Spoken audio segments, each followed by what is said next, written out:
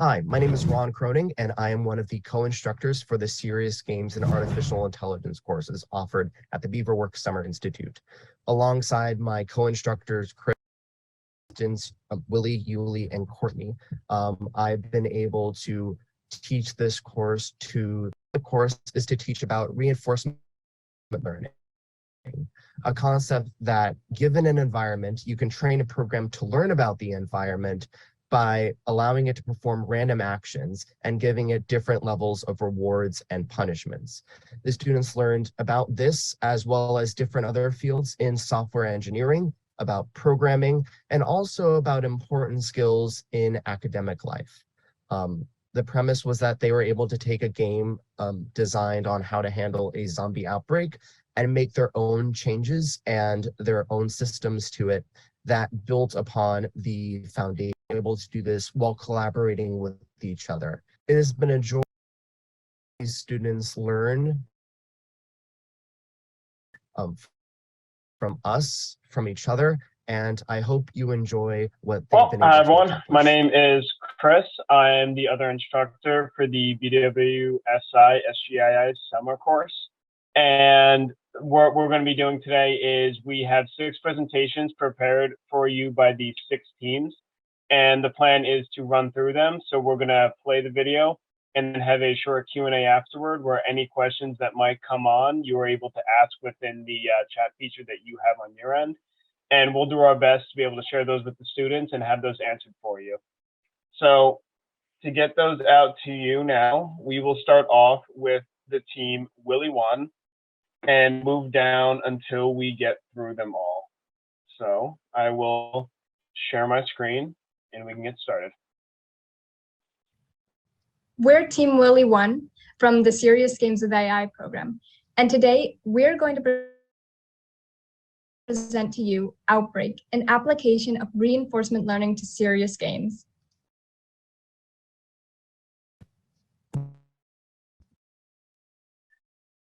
Base game. Here's the base game board. It's a 6x6 grid. The government agents are the white pieces and the zombies are the green pieces. The government agent's role is to cure all the zombies, while the zombies' goal is to infect everybody. The game is a simple turn-based game, like chess.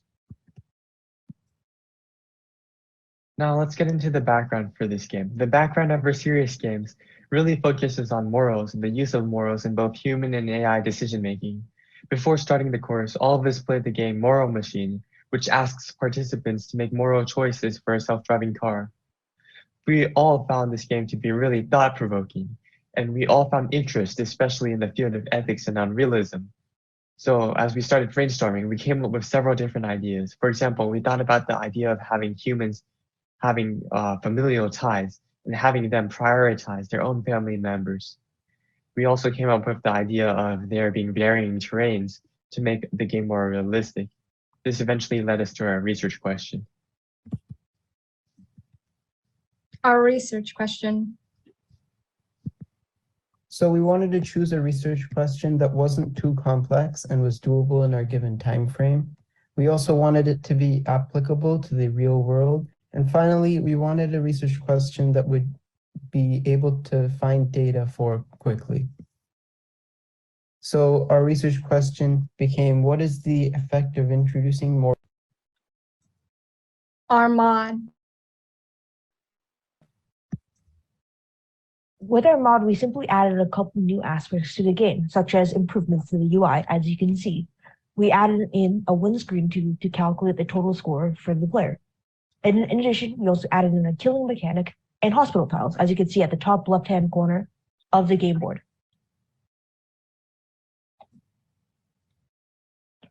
Here's the key for the game pieces. Healing the zombies takes 2 turns on a non-hospital tile and 1 turn on a hospital tile. Healing a human will vaccinate them, making them immune to zombie bites for 5 turns. Killing a zombie removes it from the board. Trying to kill a human will do nothing.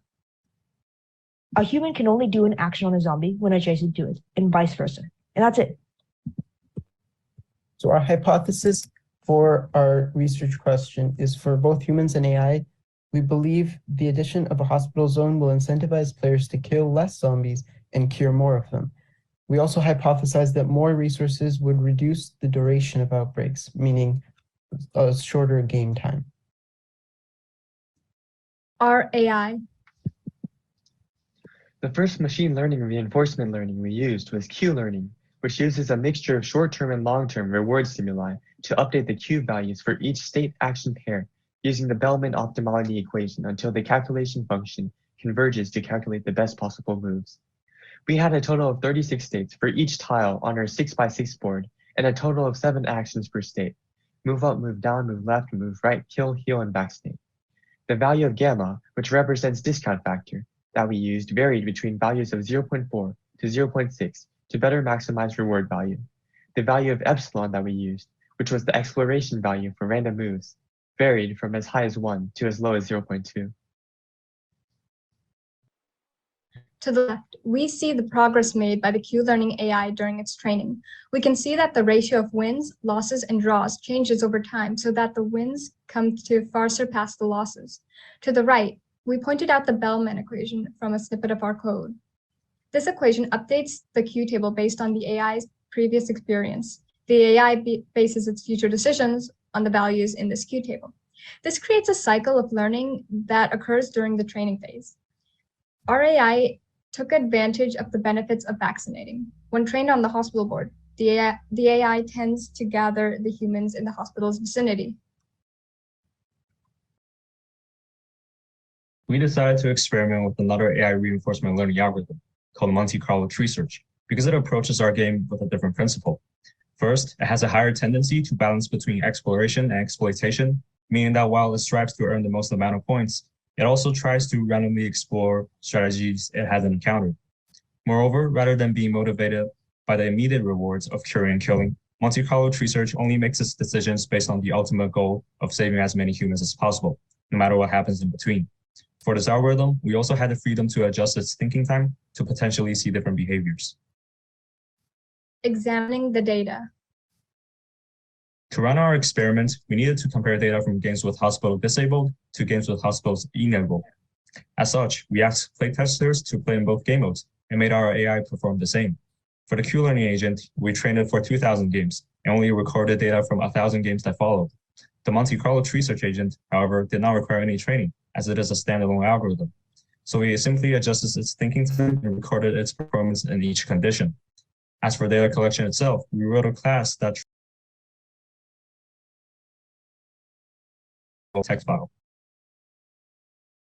This is a graph that denotes the behavior of the Monte Carlo tree search agent when given different amount of time for it to make a decision: 0.1 second, 3 seconds, and 15 seconds.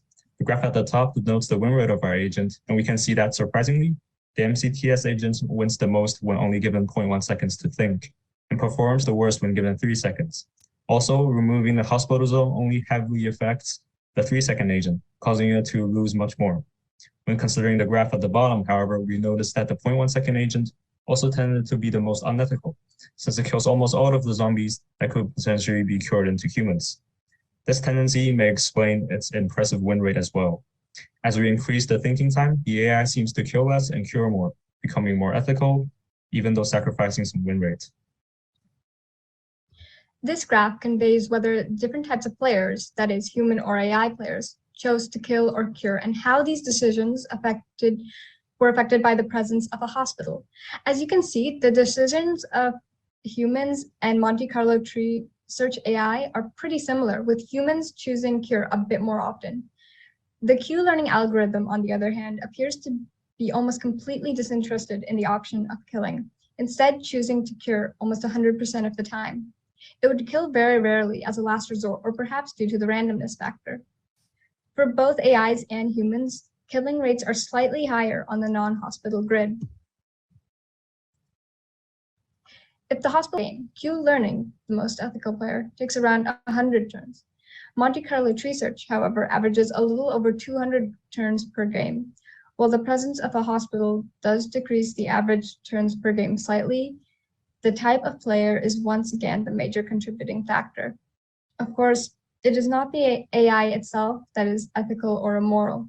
It is the algorithm and rewards it was programmed with that determine its decisions, then perhaps this teaches us that it is less about the abundance of resources and more about the priorities and strategies we use while distributing them.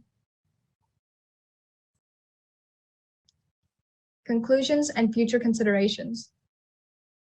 Contrary to our hypothesis, introducing more resources did not significantly change the AI's morals, as seen with how introducing the hospital zone did not noticeably alter the killing versus curing ratio. For human players, however, additional resources may shift their morals, as they have a moderate increase in curing with the introduction of hospitals. Aside from our core research question, we also noticed that more resources reduces the durations of disease outbreaks, in this case, the turns taken for each game. Regarding our AI, setting a proper reward system makes the Q-learning agent act more ethically, while the Monte Carlo agent is more random as it explores options. Furthermore, the Monte Carlo agent with short thinking time exploits winning strategies that are unethical, while longer thinking agents prefer ethics over win rate.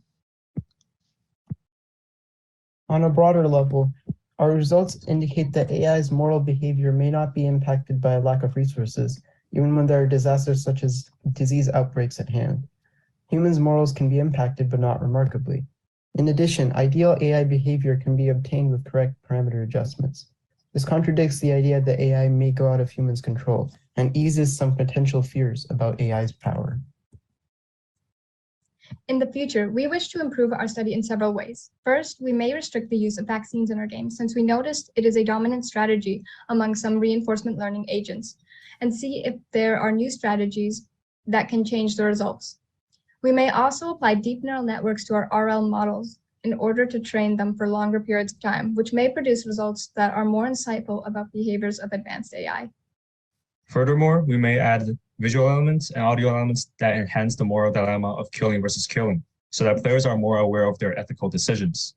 Lastly, we may increase the sample size of our data, such that our results become more accurate and more compelling. Awesome. So that is the first presentation done. So now we have time for any questions. First question we have comes from Willie, and this was kind of parameters you guys think could be used to improve the AI's performance moving forward? I would say adding a deep neural network that the AI could be trained on, and then training that network for a long period of time would definitely improve the AI's decision making. Yeah, Stephen, you can absolutely ask a question. I have a quick question. How did you get the Q table to work in a dynamic environment? Like, I tried the same thing you did the first time, and it failed because maybe one turn, if you're on a tile, it's good to vaccinate, right? But the next turn, the zombie moved and it's no longer as a good move. Or did you like change something like that? Like make the zombies not move or something to make it a static environment?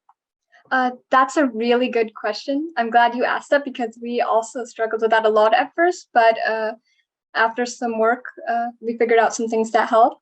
So our algorithm actually does, to some extent, take in the positions of the zombies, and we sort of have it programmed so that if a person is unvaccinated and a zombie is close to that person, the AI gets a negative reward, and therefore unvaccinated people will have like a tendency to move away from a zombie. However, if the person is vaccinated, they do not receive any negative reward. So, because if they're vaccinated, then the zombie won't be able to bite them. They won't be able to get injured. This allows them to get close enough to the zombie to be able to heal the zombie. So we also had a problem in which at first people were unable to tell which square had a zombie and which square did not. So we created a sort of loop where if something were invalid move, for example, trying to vaccinate an empty box or kill an empty box, it would go back to the Q table and look for the next best move to do. So it would say, I'm going to vaccinate to the left, and then it'd be, because that's the best move. And it would say, there's nobody to the left. Okay, well, what's next best move? Vaccinating to the right. There is somebody to the right who is vaccinatable. So then it would vaccinate that person. And this just allowed the AI to function a bit better. I hope that answers the question. We have another question. Why can Q learning end the game so much faster than the Monte Carlo tree search? Could you repeat that? I didn't quite hear you. Why can Q learning end the game so much faster than the Monte Carlo tree search? End the game faster than the Monte Carlo tree search. Oh, right. This is about the graph with the number of turns. So the way in which Q learning and Monte Carlo were trained was slightly different, in that Q learning actually took a very long time to train. We had like to train 1,000 times, whereas Monte Carlo, as Richard said, barely had any training. So that might be a contributing factor, the way that they were trained, but there's also the factor of the fact that Monte Carlo has this thinking time. And I'm pretty sure that when I made the graph, I was using the 15-second thinking time because that was the data I had available to me at the time when I was making that graph. So that might also play a role in why the graph made it look like Monte Carlo was taking so many turns. But Richard, if you want to add anything. Yeah, so also the Monte Carlo tree search emphasizes a lot on exploring random options than trying to play the game as fast as possible. So that might be a contributing factor as well. Finally, we'll end off on what did the hospital do specifically in your game to impact gameplay? I think I can answer this one. So what it specifically does is curing normally takes 2 turns when it's not on hospital tile. But if it is on hospital tile, it'll only take 1 turn, which is supposed to incentivize the AI to heal more people or save more people. Perfect. Well, thank you, team. Amazing job. We will now move on to Willie 2 and their presentation. Welcome to our game, Rescue. We are Team Willie 2. The base game looked like this. It was a turn-based representation of a zombie apocalypse with 2 playable sides, the government or the zombies. As the government, the goal was to cure all of the zombies, whereas the zombies' goal was to infect all of the humans. The game worked well as a starter, but there were a few shortcomings. First was the board size. It was very limited and few units could spawn on either side. The game was also very simplistic, and mechanically, the zombies were just a weaker version of the government. What's more, the UI was incredibly limited and the game just didn't feel like a game. This ultimately meant that the game didn't truly represent the real world as a serious game would.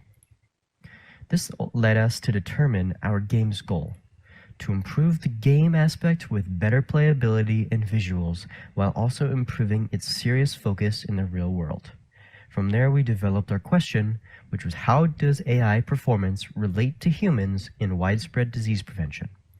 We initially believed that human players could adapt to changes better than the AI due to its limited visibility, but we also thought that with time, the AI might develop a more refined strategy.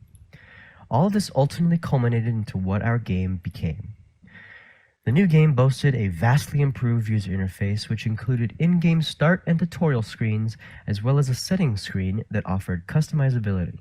New features were also implemented, such as a single government agent that the player controlled and safety points that could extract civilians. These changes improved our game as a serious game, modeling government measures of containment and neutralization.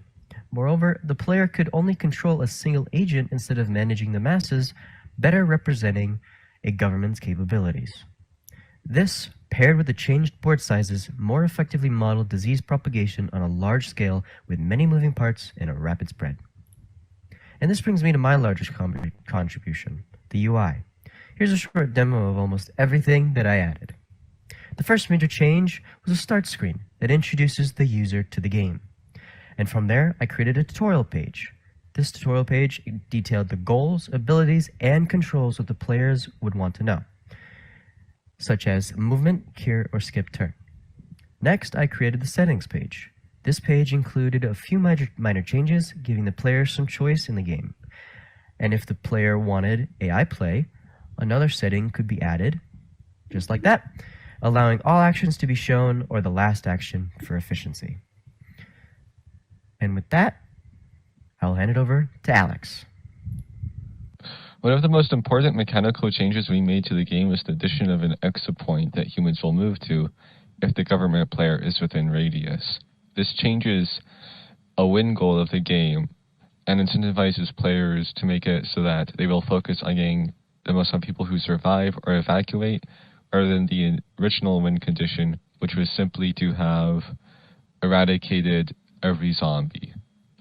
The reason we made this change was because we felt that the focus should not be on wiping out the zombies when it comes to modeling infections and disasters, but rather the emphasis should be on saving as many lives as possible.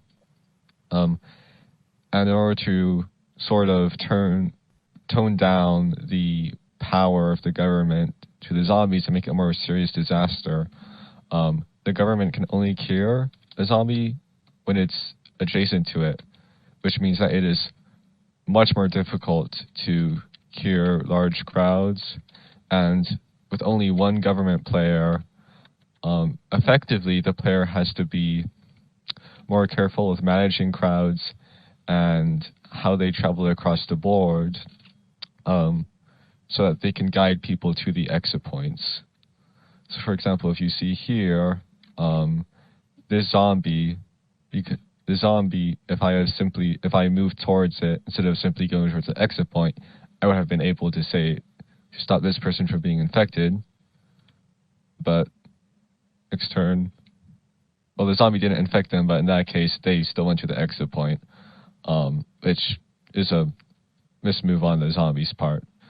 The other thing we did to counteract anyone getting stuck in a crowd was that if someone skips their turn for 4 turns, they get teleported to another point on the board. This is just to prevent a scenario where someone is stuck in a crowd and they cannot get out, which is not helpful, we feel, to the model of the situation.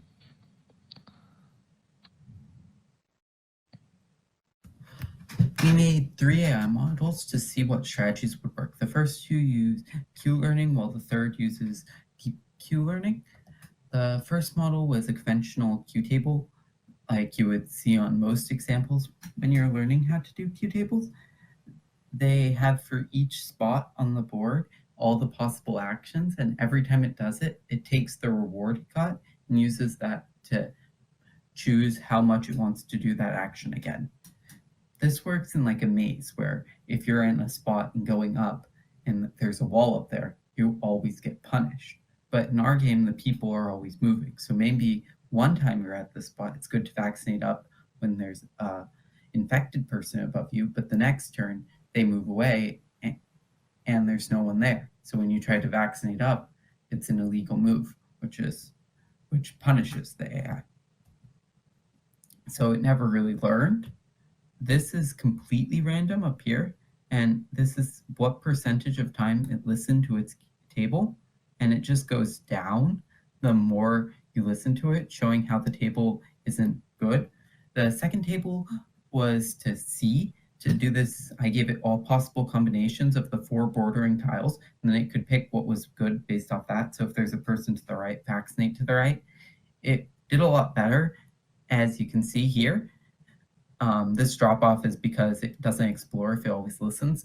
But the problem with this is the size of the Q table expanded exponentially the more vision we gave it. So it only got to see 4 tiles around it, which made it incapable of doing longer strategies or moving to the nearest unvaccinated person. Deep learning is much more space efficient. You give it the entire map and it gives you the best action instead of all possible combinations of the map. But the problem is it takes a while to train because it doesn't even know who it is at the beginning. And due to time constraints, there wasn't enough time to properly train it. This was after 1 million rounds, and it barely learned not to do invalid moves. This is still like 20% of the time it's doing an invalid move. With more training, however, it should do a solution even better than this, but currently it's not. Moving on to the data analysis portion, we'll first talk about a research question, which was, how does our AI perform against human players in our simulation of a disease spread? When comparing the AI versus human players, we discovered that the AI took less turns on average than human players and vaccinated more people. However, it also cured less zombies and had less humans escape from exits, resulting in human players having more surviving humans on average. This was expected because the AI could only see 1 blocks. However, the total difference in people who survived was not as much as we expected. So we looked into the only factor that the AI is winning on, which is vaccinations. We discovered that there was a positive trend between vaccinated humans and the final population of the program. And we also discovered, when looking through human records, that when the human vaccinated numbers went up, the final human population also did too, for most cases. And those with low vaccination numbers also tended to have rather low scores in comparison. Some other data we covered was looking at the human escape numbers versus the final population. And obviously, when there's much more people escaping, there was a much higher score, as evidenced in both medium AI trials and small AI trials, with high confidence levels for both. Now, before we end off, I'd like to talk a little bit about the ethical implications of AI. Is it right for AI to be able to choose the worth of one life over another? For example, in this program, the AI sometimes has to choose between vaccinating one person or guiding them to the exit, or curing a zombie. How can people program AI to do these things? And that's what I'd just like to leave you with before we end this talk. Thank you, team. As per usual, do we have any questions, kind of based off what we've seen so far? Well, while I wait for those, the first question I ask is based off the final question you posed when you talk about kind of like the ethics of it. Something that's kind of not able to be shown, especially within kind of the model that you have, especially because you didn't have the time to kind of include it.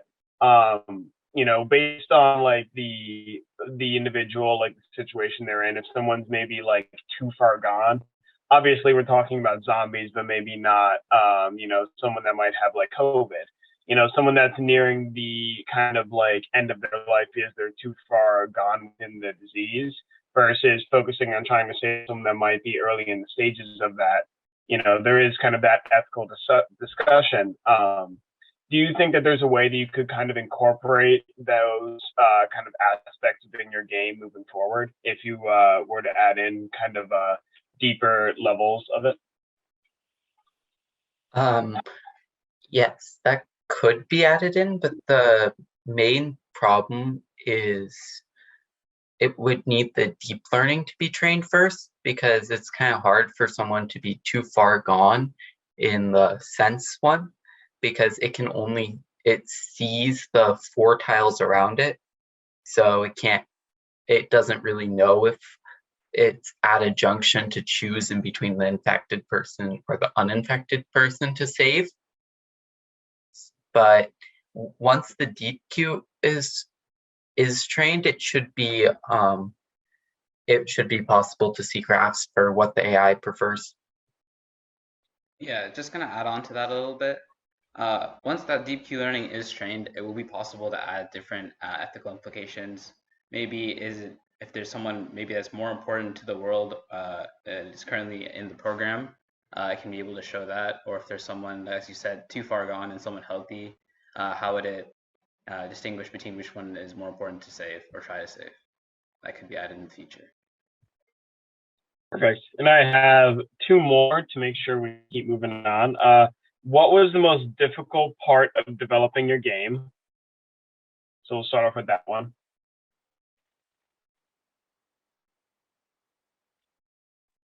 Well, I did the AIs, and I had a lot of difficulty with the deep learning. It didn't really seem to work because I was trying to do it without without Gym, which makes environments that make deep learning a lot easier to understand. I ended up having to use Gym, but that I learned a lot about deep learning, like trying to achieve it without Gym, and it was probably the hardest part because there isn't too much online about how to train an AI without Gym in Python. Deep learning, deep Q learning anyway.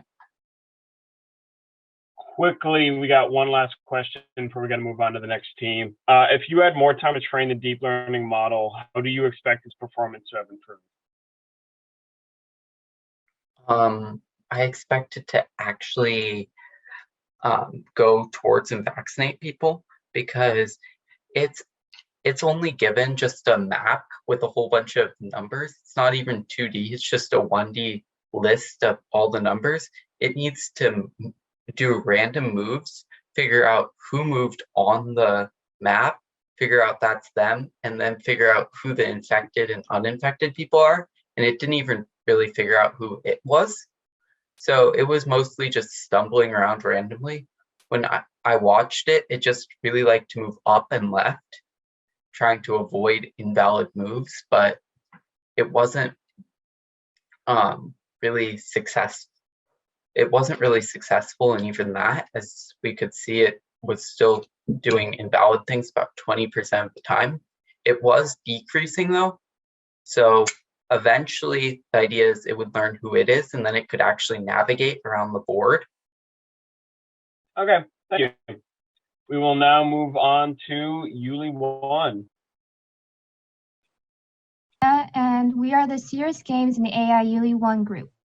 Our members are Tianquo, me, Dylan, Benjamin, Rumesa, and Sophia.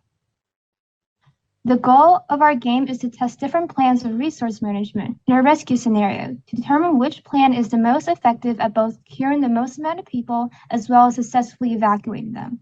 Our question is, how does resource management affect the agent's response to survive compared to his response to save others in an outbreak? Our hypothesis is we predict that the AI will most likely save itself if resources were harder to access. To help us with that, we changed and made a community rules. One of the biggest rules changes is an AP system. So in our game, we have 8 AP total. That AP can be used to move, to cure, and to switch maps. Each turn, 3 APs were generated. There is then also a resource system. Your resource is essentially a health bar. Some is consumed each turn, and you have to go to a resource cache or a resource deposit to regain a resource, and when you reach 0 resource, you lose the game. The board also now contains obstacles, which prevents zombies and humans from moving into them, and of course the map refresh. You're able to change the current map you're on, this is regenerating all the caches and changing how many zombies are on the map. A day and night cycle is always also added, so zombies are not going to run out. And a win condition has been solved from curing every zombie to surviving 40 turns or 4 days. To demonstrate this, you have these little animations. This GIF here shows that the humans moving up 3 blocks, spending 3 AP total. This shows the human curing a zombie by moving from here to here, and they must cure in that little highlighted region. And this shows the map changing by clicking on that little compass. They spend all their AP to move to a new map. Pickups are also shown here as a human moves to a tile and gathers some resource. One feature that is not shown here is a dynamic infection/cure chance, of which when a human vaccinates themselves, they, instead of going from a 0 to 100% chance of not getting infected, they start at 100 and that deteriorates over a span of 5 turns. Since it's possible for up to 7 moves to be available to AI, the most efficient learning algorithm was a node-based algorithm, specifically Monte Carlo tree search, a decision-making algorithm that uses a node tree to maximize the decision process. Each node is a game state with statistical information about how many times the node was visited, as well as how many wins are connected to it. This means that as you go deeper into a given branch of the tree, that means the AI made more moves. Each Monte Carlo tree contains lines and nodes. Each line represents an action, and each circle represents a node or action state. The Monte Carlo process consists of selection, expansion, simulation, and backpropagation to update the Monte Carlo tree for the AI to use in the decision-making process. Now going into our actual experiment. For our experiment, we devised three scenarios.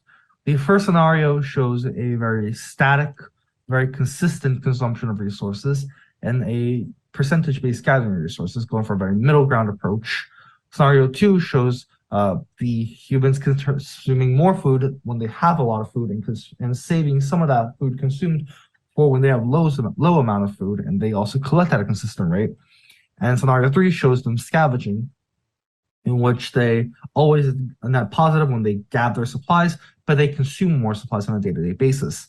Our hypothesis coming into these three scenarios is that scenario 2 will show the most amount of people saved as resources are spent at a lower rate in more desperate situations, but that scenario 1 will have a higher win rate due to the more consistent resource consumption. To demonstrate how the AI went about learning in the different scenarios, we used 3 graphs. The first graph shows people saved over iterations. So the AI first started with saving a lot of people, and even in one instance, it saved 6 people. But soon it learned that saving more people resulted in less turns survived, as you can see in the other graph. The AI's progress is that it learns how to survive longer, and after 5,000 iterations, it actually has a really solid win rate. And the resources remaining after each game, it's 40 resources. So for scenario 2, people saved is similar to scenario 1, where it starts from large and then just it starts saving less people, but here it can afford saving more people than scenario 1, but it is also left with less resources when the game ends. Still, it learns to survive longer after 5,000 iterations and save. For scenario 3, the AI quickly learned that it can't win because this is the hardest scenario, so it just gave up quickly, and the graphs prove that. Here's a graph of the average values of turns and win rate versus people saved. It's interesting to note that scenario 2 of rationing had the highest average of people the AI chose to save at 1.38 people. The average win rate, however, is higher in scenario 1 at 53.2%, almost 10% higher than scenario 2. The longevity of the game is also highest in scenario 1, and scenario 3 had no wins at all. So as we touched upon previously, the AI learns by choosing the actions that have most often resulted in a win situation in the past. However, this causes an imbalance between the choices that the AI will make. The most obvious and important example of this is that the frequency of which the AI chooses to save 1 to 2 people is much larger than the frequency of which it chooses to save 3, 4, 5, or even 6 people. This creates a limited data set for certain decisions. There are just not as many values for 3, 4, 5, or 6 people saved because the AI considered those inferior strategies. In any case, it is clear from the graphs shown that the AI overwhelmingly preferred to save only itself for every run tested. As resources were more rationed, which was scenario 2, on average, the AI chose to save more people. Additionally, as more people were saved, win rate decreased as a whole across all 3 scenarios. Our hypothesis, which was that worse access to resources would lead to the AI saving less people, was somewhat proven by the data, as scenario 2 allowed the AI to store food and have better overall access by adjusting its consumption of the food according to its population. This had a higher amount of people that were saved than the other 2 options. However, it should be said that the AI had a higher rate of success when budgeting their food and doing consistent consumption, like in scenario 1, though this does mean that the AI did save less people. Scenario 3 was inconclusive as the results depicted the AI giving up. In order to allow the AI to explore more playstyles and try out various other strategies, we have attempted to connect the AI to our previously mentioned AP system. However, the AI would often have trouble accessing the system, and the issues that were created in distinguishing between whether it was the human's turn to move or the zombie's turn to move became fundamental problems in the code that were discovered too late to be fixed in any meaningful manner. In a hypothetical situation with access to more time and other resources, one thing we wish to implement would be this AP system. It would give the human AI a degree of freedom while still being balanced by the dilemmas that it poses about saving AP for special moves such as vaccination or map refreshes. Another next step that we could take with more time and resources would be a detailed analysis of the AI strategy after training. Basically, we would observe what the AI does in a specific situation, like when it's confronted with multiple zombie agents, when it's running low on resources, or when it sees obstacles such as houses and debris to move around. Well, that's all we have for you today. Amazing work. Love to see it. Let's see what questions come across. So we got a couple questions now. What was the biggest challenge that your team faced?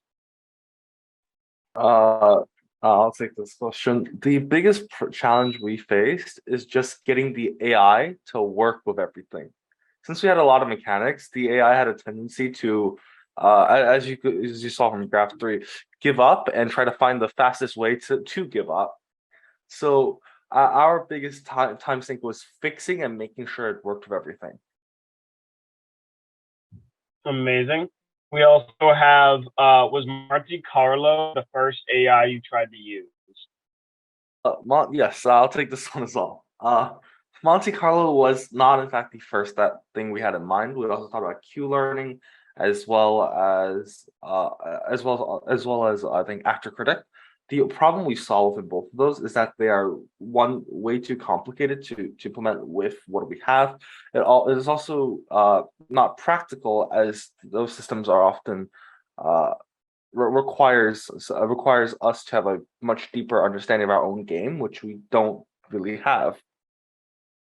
And then finally, when designing the game, how did your team decide on the number of turns that were needed to win? So I'm gonna take the third question as well. The way we decided and determined on that is through some mathematical equations, as well as from other games. So our game is designed after 3 different video games. One being Fallout, the original Tactics series, XCOM being another turn-based tactics games, as well as Rebel Cops, which is another turn-based tactics game. And we used all three of those games and kind of checked how long each game takes. Those games each take an hour or so each. So looking at those things, we thought that kind of design is often too long-winded and require the players to be very proactive. Instead of putting the players on a reactive front, we essentially cut down from that type of sense to create a short-term experience that represents more like 1 or 2 small interactions on that board. Well, we will now move on to Yuli 2.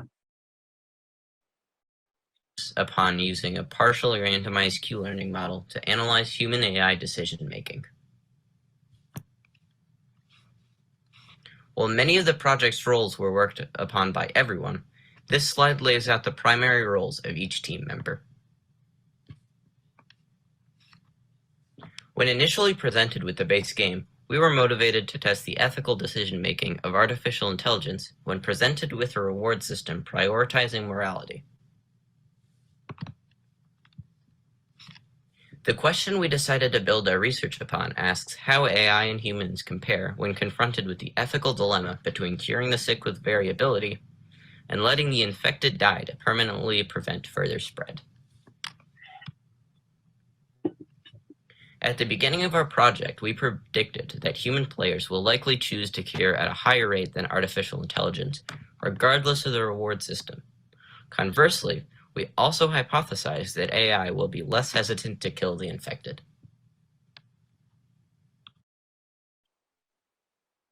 My name is Nikita Agarwal, and I'll be discussing the actual game. So as you can see, the base game is very simplistic with only a few actions a player can take. The player can either move from its spot up, down, left, or right, or it can cure a zombie anywhere on the board. There was also another feature, vaccination, in the base game that was not implemented in the actual game. Additionally, in order to win, the player had to eliminate all zombies from the board. So we decided to make a few modifications to this. So the first thing we did was add an AI-powered government agent. This addition allowed for direct comparison between human and reinforcement learning agent performance when presented with the same task. Additionally, we decided to add multiple stages of illness. This adds an interesting layer of depth to our study, allowing for both the reinforcement learning agent and the human player to form a more complex strategy. Additionally, in each stage, the zombie had different probability of being cured, as well as a different probability of their bite being successful, which again adds more complexity to the game. We also added an algorithm to control the zombie in the game, which allows for more precise and informed decisions from the reinforcement learning agent after training. And lastly, we removed our vaccination feature and decided to add an option to kill zombies instead.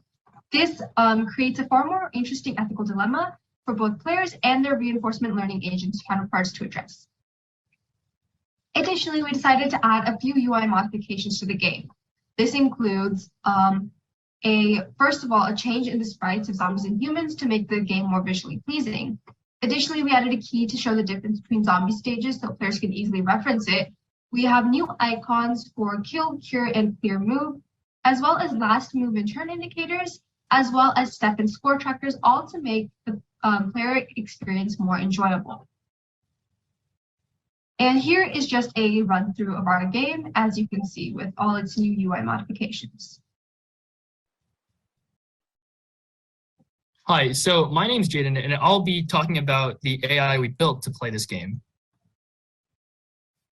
So the AI model we chose to use is called Q-learning. So to explain how Q-learning works, I'll be using this example, which is shown in the image on the left. So basically, we'll be playing as a lizard. The lizard's goal is to eat as many crickets as possible while avoiding the bird in the center. So the lizard in this scenario is called our agent, which is basically just our AI model. The way the lizard or agent chooses to make decisions is based off of what's called a Q table, as shown to the right. So a Q table is a table that stores every possible state and every possible action. So a state, in this case, would be represented by a cell. So the cell where the lizard starts is a state, and the cell where the bird is also a state. So at first, the lizard is going to make random actions, and it will be rewarded for whatever action it takes. So say the lizard moves up from its current position, it will be assigned a reward of 0 because there's nothing going on there. But if the lizard moves up again to the slot with 1 cricket, the lizard will be assigned a reward of +1. This reward will be used to update the Q table. And essentially, the way Q-learning works is by updating the Q table through multiple runs of the game. And once the lizard, is properly trained, it will take the highest value in the Q table based on its current state to determine which action to do. So say the lizard is in its starting position, where it is in the image on the left, you can either move up or to the right. So the lizard will look into the Q table to find the action that is the most optimal. However, there was a problem with Q-learning. So because the basic Q-learning algorithm chooses the largest value in the table, the agent will end up choosing the same actions every time. So in our case, the agent always ended up moving one human to the corner. Then it would move up and down over and over again until a zombie approached it. And then once that zombie approached the human, the agent would end up killing the zombie. So we wanted our AI to actually take advantage of its full moveset instead of just moving one human up and down over and over again. So we decided to use a sort of partially randomized Q-learning. Essentially, instead of having our agent choose the highest value from the Q table every time, we added a bit of randomness, which is also called exploration. So we added a threshold that determines whether or not the agent will choose the most optimal action or will choose a random action. So normally, when training a Q-learning agent, this happens during training, but we also basically just took this from training and applied it to the function that chooses the move during playtime. Furthermore, we also played around with different reward values to encourage the AI to take advantage of its full moveset instead of just exploiting just like 2 actions. Hi, my name is Alex, and now I'll be covering the data we collected from our experiment. So the way we collected data in our project is we wanted to have various players to play test our game. We only took each human's first game to observe their gut instinct when playing a game. And then we matched each game with an AI game to equalize the number of data points. The scatter plot on the left compares the general kill and cure ratio attempts of AIs to humans. And in other words, what this means is out of all the moves, either the human or the AI agent did, the ratio indicates how often they did each move or each action. Each point represents a game that either an AI or human played. The higher up the point is on the graph, the more kills were used in that game, and the further right that point is, the more cures were used in that game. We can see that generally, AI would kill 10% more than the human, and the humans would heal 10% more than the AI. And we took the averages of all our data points, which is represented by both by the bar graph on the right and the two darker, larger points on the scatter plot to see the averages. We also wanted to compare the various stages of infection, since this was an integral part of our game. So we took two bar graphs, one that compared the ratio of cures and attempted total moves for each stage, and then we also took the bar graph on the left or on the right, where we compared the amount of kills for each stage. On the right, we can see that humans cured stage 1 zombies significantly more than the AI, and that humans also killed significantly less for stages 1 and 2 compared to the AI. But they both had similar kill ratios for stage 3. Hello, my name is Aisha, and I am going to go into the analysis of this research. So our hypothesis was mostly correct. We did ignore some of the complexity of not considering the stages, but we saw that the zombies usually killed more and the humans cured more. The difference was not as large as we expected. It was only about a 10% difference. And especially considering the zombie stages, the difference between the later stages was not statistically significant. And this does have real life impacts. This experiment is meant to simulate the real world in regards to disease management. When killing a zombie signifies limiting resources and isolating the terminally infected in favor of protecting those in earlier stages of infection. The affinity of people to save zombies of lower stages more signifies how people put a larger emphasis on helping those in earlier stages of disease. And we also thought that there are some improvements that we can apply to our project. For example, we want to increase the scope. We can consider rescaling the board to make it bigger so that we have more actions going on at the same time, and play around with different reinforcement learning algorithms by using deep Q learning, actor critic, Monte Carlo, and other ones so that we can compare which one does the action the best. Additionally, we want to expand complexity, add terrain hazards like fires to make it more applicable to real life and additional actions. We also want to collect more data points. Currently, we only have 20 player inputs and 20 AI inputs, and we want to expand the data to get more accurate results. And we want a different reward structure so that we don't just put emphasis on cure, but also killing so that we see which one is the best. Amazing. Thank you very much, everyone. Great work. Now, while the questions come in. So, first question, how did you set the randomness threshold?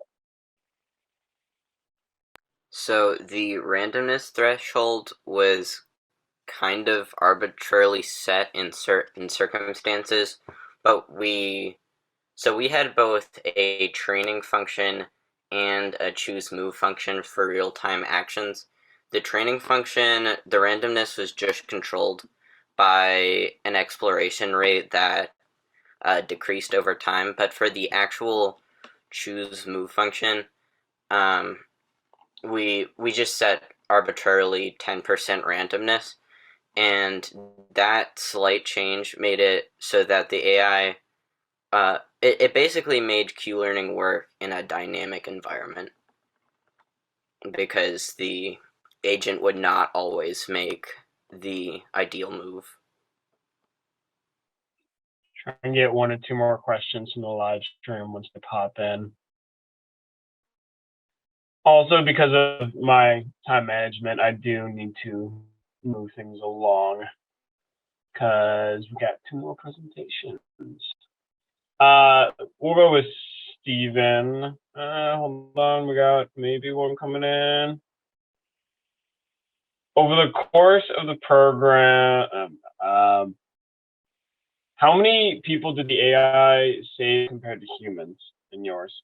I can take this one. So basically, overall, humans did tend to save more than the AI when playing the game. But we also noticed that in earlier stages, the difference was a lot larger.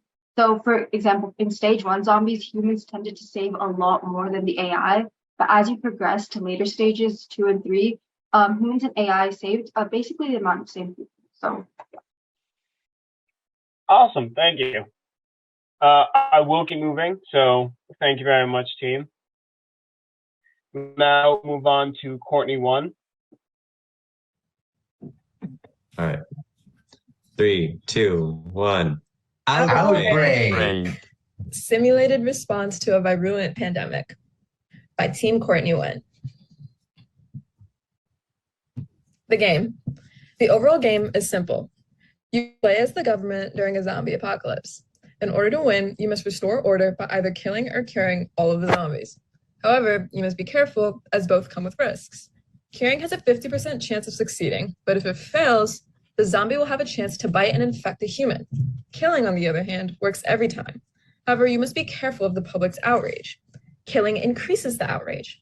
But as anxiety increases, the outrage produced by killing decreases. This is a playthrough of the game. As you can see, the human starts by putting their little character into the blue square on the bottom right, which is a safe space. They go ahead and they give their character a med kit, which is depicted by the blue cross, and then go and vaccinate their buddy.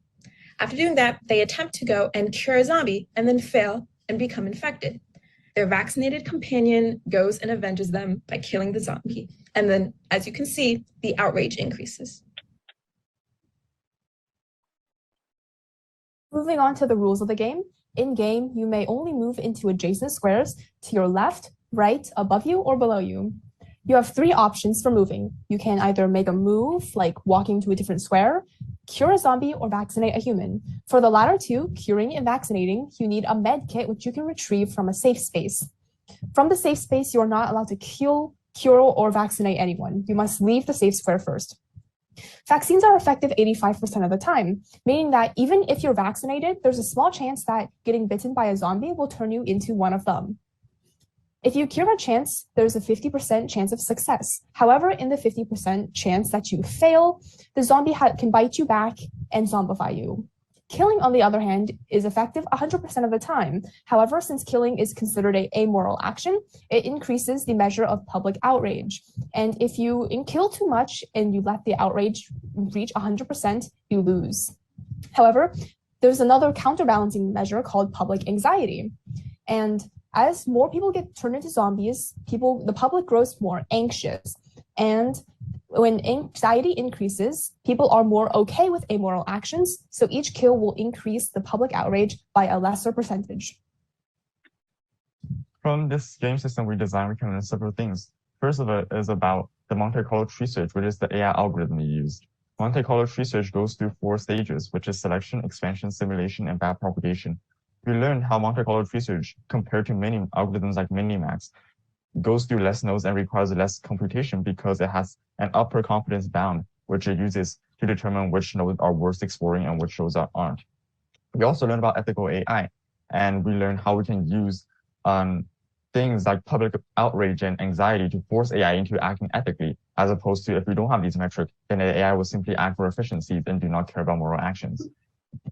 We also learned how serious game can help us develop how we handle disasters, because in a lot of cases, serious game mimics real life, and disasters in serious games mimic what happened to real life disasters. For example, in the fictional zombie outbreak game we designed, it simulates what happens during an actual pandemic and how we handle this pandemic, such as the COVID-19 pandemic that we're going through. We also collect a lot of player data of the playthroughs of this game, and through these data, we can understand humans' decision-making and the pitfall and benefits of these decision-making. And through these data, we can enhance our ability to handle disasters in real life. So as Hal said, we got some human playthrough data, which is just data of actual people playing the game instead of an AI. The left graph is a combination of all the actions all of our players took in all of their games, mushed together and then organized into one dataset. The x-axis is pretty standard since it represents time, not time in real life, such as minutes or hours, but time in the game in the form of turns. The y-axis, on the other hand, is the actual actions that were taken and what turns they were taken on. As you can see at the top of the graph, blue is kills, red is heals or cures, and yellow is meds, which is just the shorter way to say vaccinations the player gave out during the game. As you can see, meds are the most used actions overall, with cures being close behind. However, we can see near the end of the graph that kills spike higher than both of them. It isn't very clear in this graph, but in a similar circumstances happens in nearly all of the games, with the players choosing to kill much more often near the end of the game, because anxiety is higher later in the game, so they don't suffer such high repercussions as if they had chosen to kill earlier in the game. It is important to take this information with a grain of salt, though, because as it can be seen on both the second graph and the caption for it, humans are kind of random. This is just the graph for anxiety and outrage, but since people do such different actions over all their different games, it varies so much it created this horror of a graph. Unlike humans, AIs are consistent. Unfortunately, we finished the simulation part of the AI. While we finished the simulation part of the AI, actually having it look forward enough moves to do anything meaningful quickly proved itself to be an impossible feat. If you remember, to heal a person, you need to guide said person into a safe space, give them the vaccine, move them over to a zombie or another person, and only then can you cure or vaccinate anything. And for killing, the immediate drawbacks of the increase in outrage caused the AI to discard it as a viable option. So in the end, all the AI chose to do was move people around the board. On the left, there's a simple list of how many simulations per layer. While this may sound complicated, it's just a representation of how many boards the algorithm has to look through to find the best action a certain number of moves ahead. For looking 0 moves ahead, the AI obviously doesn't have to search for anything, but for looking 1 move ahead, it takes about 10 simulations for the AI to choose the best move. 2 moves is a leap to 140, then 3 moves takes on average a whopping 2,500 simulations. To search even just 4 moves ahead, we did not run tests long enough to finish all the board states. Even though we ran tests over 30,000 simulations, the AI never actually found the best move out of the 4 move possibilities. This means that in order to run an AI that makes long-term decisions such as curing or vaccinating, it either takes a much more efficient searching method, a faster computer, or simply a long time.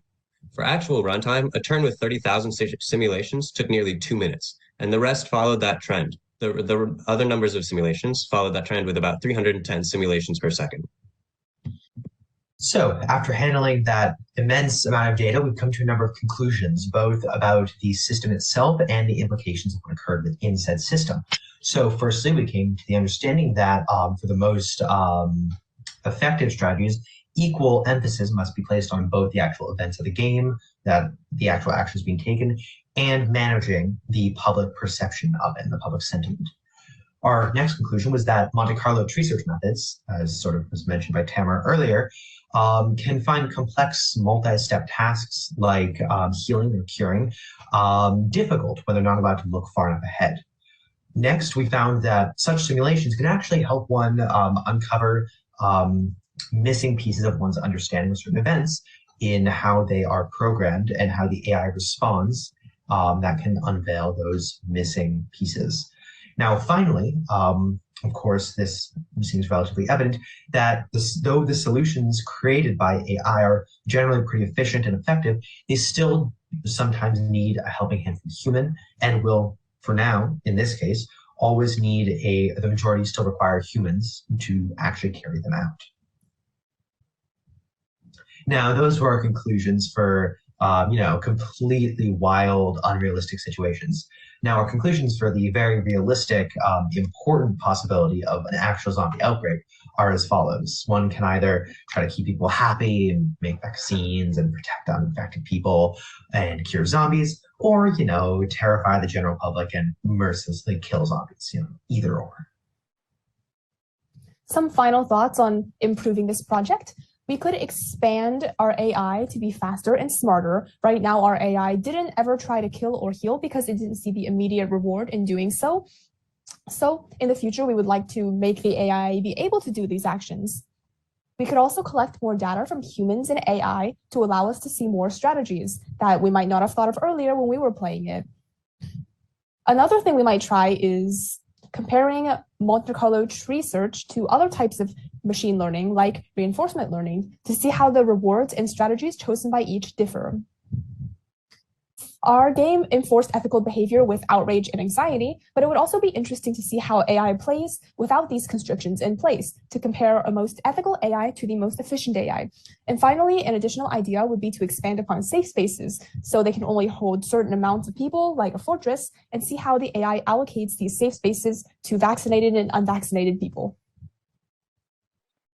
Great work, team. So we have two questions right now. First one, what reward system did you use initially? I'll take this. So initially, we used just a simple reward system of zombies and humans. So if there were more zombies, then it's a negative reward, and if there were more humans, it's a positive reward. But then after we added outrage and anxiety, and as well as vaccinations, we included those in our reward system. And then next up, why was Monte Carlo tree search chosen? All right, so I guess I'll take this as well. We chose this because we thought that if we could get the AI to look a certain number of moves ahead, such like to see all the outcomes, then it would pick the best solution, because it would be able to go and get a vaccine and then cure people, but it would be doing this in the most efficient manner. As this turned out, it didn't end up like that because we couldn't run the AI to look that many moves ahead, but that was the idea behind it. And we will finish off with, is winning by killing different than winning by curing? I can take this one. Not per se if you win both times, but when you kill, your public outrage does go up. So every time you kill, there is a chance that, again, you will lose, because if the outrage reaches 100%, then you lose. But if you end up winning from killing some of the zombies, then no, there's no difference than by curing all of them. Thank you, team. We will now finish off with Courtney 2. Hello, we are Team Courtney 2, and today we will be presenting Outbreak, our serious game. We started off with the base game that modeled a zombie outbreak. However, for a serious game, it wasn't quite what we expected. For one, we wanted to add new features such as walls, a vaccination zone, resources, and an updated user interface. Moreover, we wanted to add balances to the biting and curing actions. The purpose of these changes was to make our game more realistic and thus more like a serious game. After working on our game, we came up with a final product that we can see in the following video.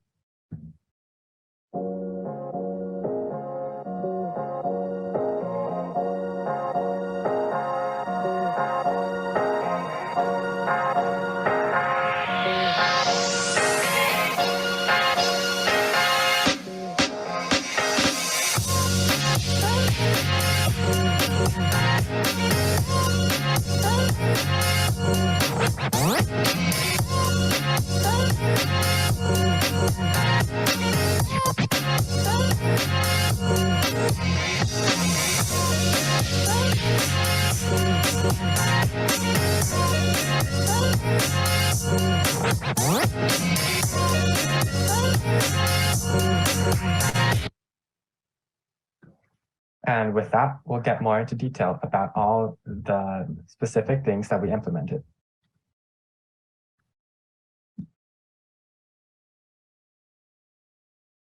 So on the left is a picture of the base game that we were given. So this base game is not very visually appealing. The features such as a cure icon distract away from the gameplay itself, and thus reducing the user experience. So thus we made some changes. First of all, our game is now much more visually appealing with different colors and art. Features are easy to see and use and aren't distracting from actual gameplay. And there's user feedback. Users can see when the cure fails, can see which options are available, and also which option is selected.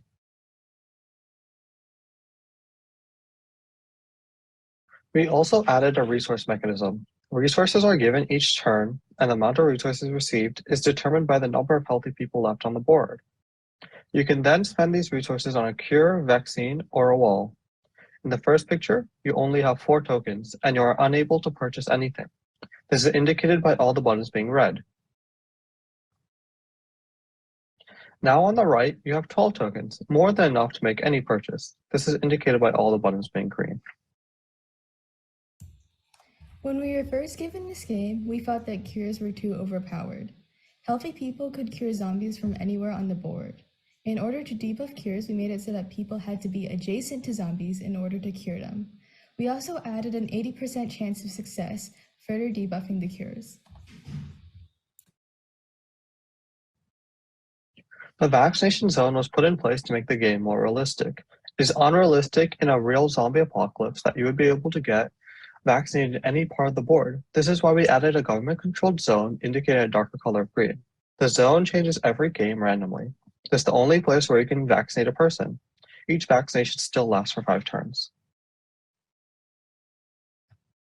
An additional feature we added was walls. Walls can be placed by the government player to block zombies from biting people.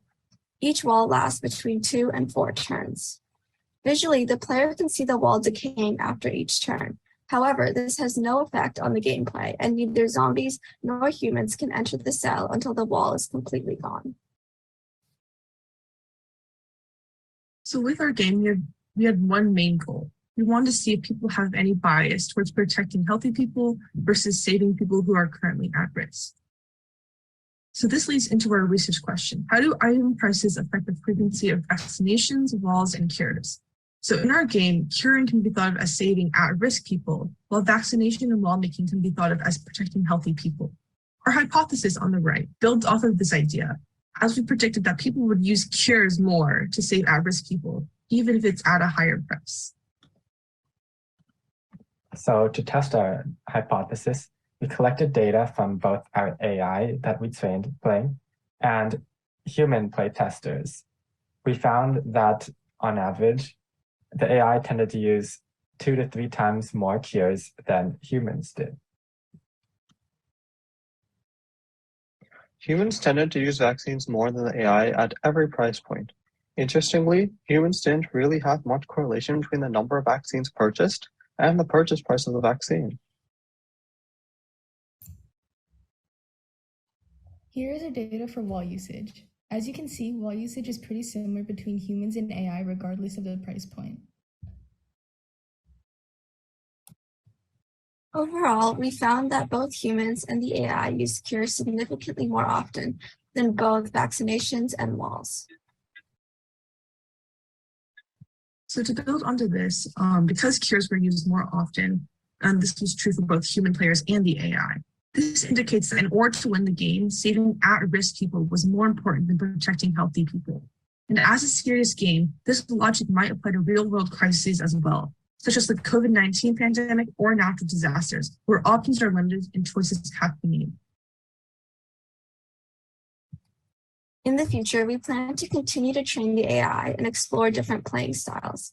We'd like to look at human strategies versus AI strategies and compare their efficiencies and win rates, as well as which actions they prioritize. Doing so will help us gain a better understanding of human bias. We would also like to improve the user experience by adding sounds and animations, as well as more feedback after actions are taken. Thank you, team. And that finishes off the presentation. So at this point, any other questions for them? Ask away. I also have to say the music was very fun. We have one question that came in, a general question. How did you manage your project development? So I can go ahead and take this one. What we did is that essentially we would split our product, and we had like this big overall task sheet that we had, and we went ahead and split that into smaller different subtasks for us. And then we went ahead and said who wants to take a task, and we assigned it to them.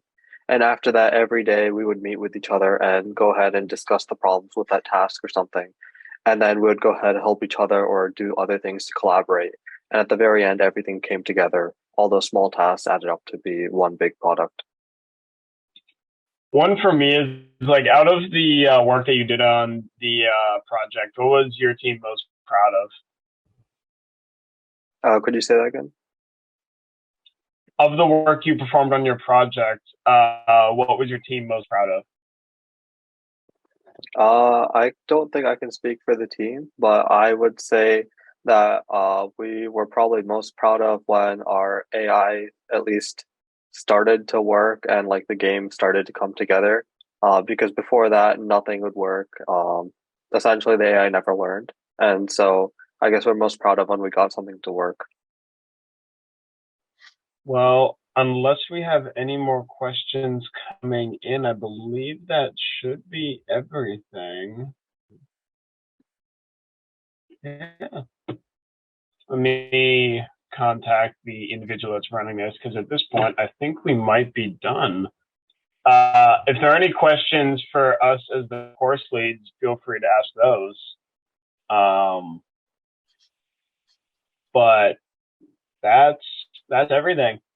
These students did an amazing job with these presentations, and I'm happy you all were able to come and watch. Yes, we're extremely proud of the work that they've been able to do. And as on behalf of the instructors and the TAs, it's been a joy to work with them and to watch them learn.